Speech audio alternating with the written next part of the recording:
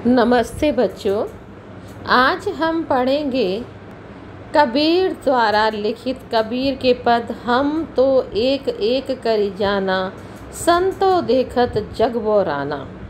इसकी व्याख्या की वीडियो हम पहले देख चुके हैं और आज हम करेंगे इस पर आधारित प्रश्न उत्तर, जिसमें पहला प्रश्न है, कबीर की दृष्टि में ईश्वर एक है, इसके समर्थन में उन्होंने क्या तर्क दिए हैं। उत्तर इसका लिखेंगे आप। कबीर ने एक ही ईश्वर के समर्थन में अनेकों तर्क दिए हैं, जो कि इस प्रकार हैं। पहला, संसार में सब जगह एक ही पवन व जल है। दूसरा, सभी में एक ही ईश्वरीय ज्योति है। एक ही मिट्टी से सभी बर्तनों का निर्माण होता है। एक ही परमात्मा का अस्तित्व सभी प्राणों में है। प्रत्येक कण में ईश्वर है। दुनिया के हर जीव में ईश्वर व्याप्त है। अर्थात कहने का अभिप्राय ये है कि दुनिया में चल अचल हर जगह ईश्वर व्याप्त है। इसलिए ईश्वर एक है जो कि दुनिया के कण कण में व्याप्त है। मानव शरीर का निर्माण किन पंच तत्वों से हुआ है? मानव शरीर का निर्माण निम्नलिखित 5 तत्वों से हुआ है। वो हैं अग्नि, वायु, पानी, मिट्टी और आकाश। नेक्स्ट क्वेश्चन, जैसे बाढ़ी काष्ठ ही काटे, अग्नि ना काटे कोई, सब घटे अंतर तू ही व्यापक, धरे स्वरूप सोई। इसके आधार पर बताइए कि कबीर की दृष्टि में ईश्वर का क्या स्वरूप है। इन पंक्तियों के अनुसार कबीर ने मनुष्य के शरीर की तुलना लकड़ी से की है। जिस प्रकार बढ़ई होता है लकड़ी काटने वाला, बढ़ई लकड़ी को तो काट सकता है, किंतु उसमें व्याप्त अग्नि को नहीं काट सकता। उसी प्रकार मनुष्य का शरीर नश्वर है, किंतु उसमें निहित आत्मा अमर है। इस प्रकार मनुष्य के अंतरात्मा में ही परमात्मा का निवास है, जिसका रूप व्यापक है। नेक्स्ट क्वेश्चन, कबीर ने अपने आप को दीवाना क्यों कहा है? कबीर के अनुसार जो लोग सांसारिक मोह माया से मुक्त हो जाते हैं, वे निर्भय होकर रहते हैं। कबीर भी इस मिथ्या जगत से दूर रहकर परमात्मा की भक्ति में लीन है। इसलिए वे स्वयं को दीवाना कहते हैं, जिन्हें किसी भी तरह का भय नहीं लगता, डर नहीं लगता। चौथा क्वेश्चन, कबीर ने ऐसा क्यों कहा है कि संसार बोरा गया है? बोरा तो पागल हो जाना। संसार बोरा गया है अर्थात पागल हो गया है। कबीर ने ऐसा इसलिए कहा है क्योंकि संसार में रहने वाले लोग सच्ची बातों पर तो क्रोधित उठते हैं और झूठी बातों पर विश्वास कर लेते हैं, जैसा कि आपने भी देखा होगा आजकल जो होता है। कबीर को ऐसे संत मिले जो स्वयं को शुद्ध करने के लिए प्रातःकाल स्नान करते हैं, नियम धर्म करते हैं, परमात्मा की प्राप्ति के लिए धार्मिक आडंबरों का सहारा लेते हैं। और जब कबीर जी उन्हें सच्चाई बताते हैं तो वो कबीर जी को मारने दौड़ते हैं, अर्थात उनको दुत्कारते हैं। कबीर ने नियम और धर्म का पालन करने वाले लोगों की किन कमियों की ओर संकेत किया है? कबीर ने इस संसार में कई ऐसे नियम और धर्म का पालन करने वाले लोगों को देखा है जो धर्म के नाम पर दिखावा करते हैं। ऐसे लोग पाखंडी होते हैं, जो गले में माला, टोपी, तिलक लगाकर परमात्मा की प्राप्ति का ढोंग करते हैं। वे पत्थर की मूर्तियों तथा वृक्षों की पूजा करते हैं और धर्म के नाम पर व्यर्थ के नियमों का पालन करते हैं। नेक्स्ट क्वेश्चन है, अज्ञानी गुरुओं की शरण में जाने पर शिष्यों की क्या गति होती है?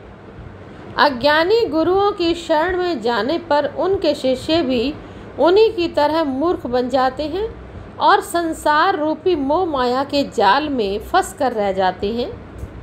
ऐसे गुरु अपने शिष्यों को आधा अधूरा ज्ञान बांटते हैं, जिन्हें स्वयं परमात्मा का कोई ज्ञान नहीं होता।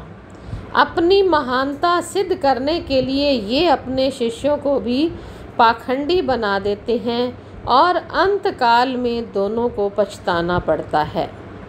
अगला प्रश्न है, बाह्य आडंबरों के कारण पहचानने के लिए जो है बाह्य आडंबर व्यक्ति जो करता है उसको पहचानने के लिए किन पंक्तियों में बताया गया है वो शब्दों में लिखिए।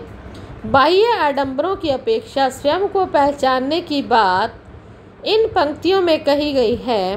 टोपी पहरे माला पहरे छाप तिलक अनुमाना, साखे शब्द गावत भूले आत्म खबरी न जाना। संसार में ऐसे लोग भी हैं जो टोपी और माला पहनकर तथा तिलक लगाकर घूमते हैं। ऐसे लोग बाह्य आडंबरों पर विश्वास रखते हैं। वे लोगों को ज्ञान बांटते फिरते हैं, लेकिन स्वयं परमात्मा के ज्ञान से अनभिज्ञ हैं। स्वयं पता नहीं कि परमात्मा कहाँ है, कैसे मिलते हैं।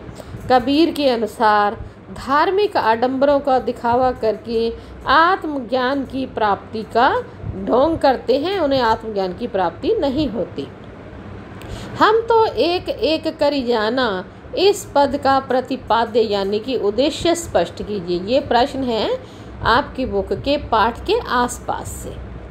पहला उत्तर, इस पद में कबीर जी ने परमात्मा को सृष्टि के कण कण में देखा है, ज्योति स्वरूप में स्वीकारा है तथा उसकी व्याप्ति चराचर संसार में दिखाई है। इसे व्याप्ति को अद्वैत सत्ता के रूप में देखते हुए विभिन्न उदाहरणों के माध्यम से रचनात्मक अभिव्यक्ति दी है। कबीर दास ने आत्मा और परमात्मा को एक ही रूप में देखा है। संसार के लोग अज्ञानवश इन्हें अलग अलग मानते हैं। कवि पानी, प्रकाश, पवन आदि के उदाहरण देकर उन्हें एक जैसा बताता है। बाड़ी लकड़ी को काटता है, परंतु आग को कोई नहीं काट सकता। परमात्मा सभी के हृदय में विद्यमान है, माया के कारण इसमें अंतर दिखाई देता है। कहने का अभिप्राय ये है कि जो लोग मोह माया में फंसे हुए हैं वो बाहर के व्यक्तियों में ईश्वर को देखते हैं, और जिनको आत्मज्ञान हो गया है वो अपने अंदर ईश्वर का अनुभव करते हैं। संतो देखत जग बोराना, इस पद का प्रतिपाद्य यानी कि उद्देश्य स्पष्ट कीजिए। इस पद में कबीर जी ने बाह्य आडंबरों पर चोट की है। वे कहते हैं कि अधिकतर लोग अपने भीतर की ताकत को ना पहचान कर अनजाने में अवास्तविक संसार से रिश्ता बना बैठते हैं और वास्तविक संसार से बेखबर रहते हैं। कबीर दास जी कहते हैं कि यह संसार पागल हो गया है। यहाँ सच कहने वाले का विरोध किया जाता है तथा झूठ पर विश्वास किया जाता है।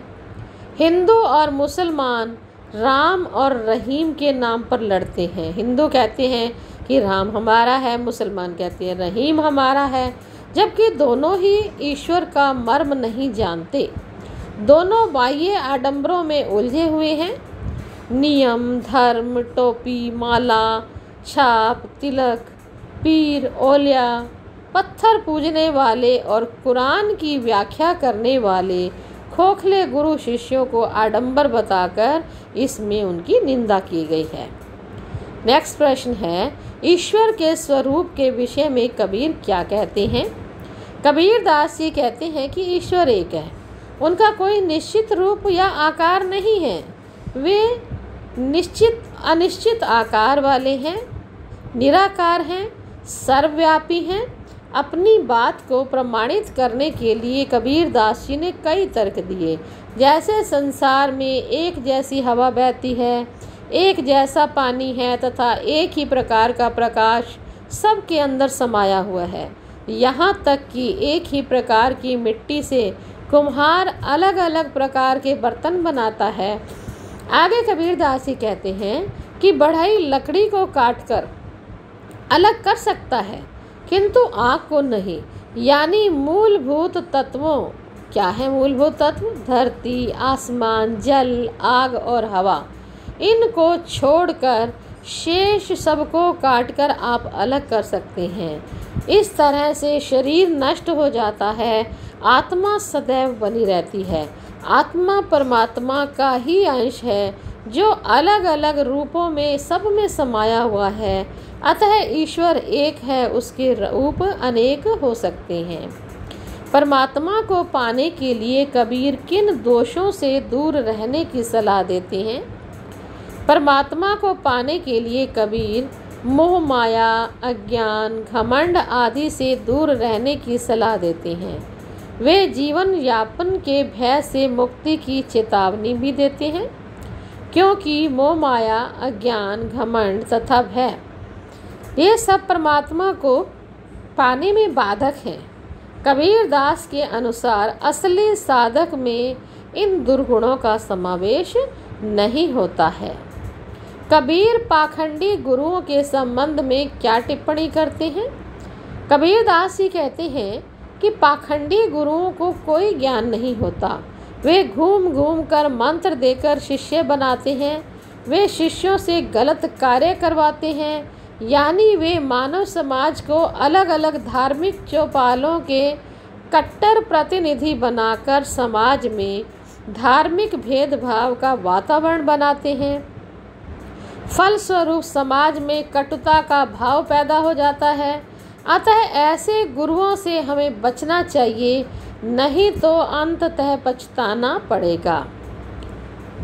प्रश्न 6। कबीर की दृष्टि में किन लोगों को आत्मबोध नहीं होता? कबीर का मानना है कि वे लोग आत्मबोध नहीं पा सकते जो बाह्य आडंबरों में उलझे रहते हैं। वे सत्य पर विश्वास न करके झूठ को सही मानते हैं।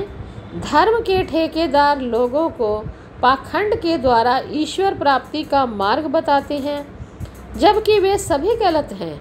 उनके तरीकों से यह अहम भाव, घमंड का भाव उदय होता है, जबकि ईश्वर की प्राप्ति सहज भाव से ही प्राप्त की जा सकती है। अर्थात अगर निस्वार्थ भाव से ईश्वर की पूजा की जाए तो वो सहज ही बड़ी सरलता से प्राप्त हो जाती हैं। तो बच्चों, इस पाठ पर आधारित ये थे प्रश्न। आप इन प्रश्नों को दोबारा से पढ़कर इनके उत्तरों को याद कीजिए और अपनी कॉपी में इनके उत्तर लिख लीजिए। धन्यवाद।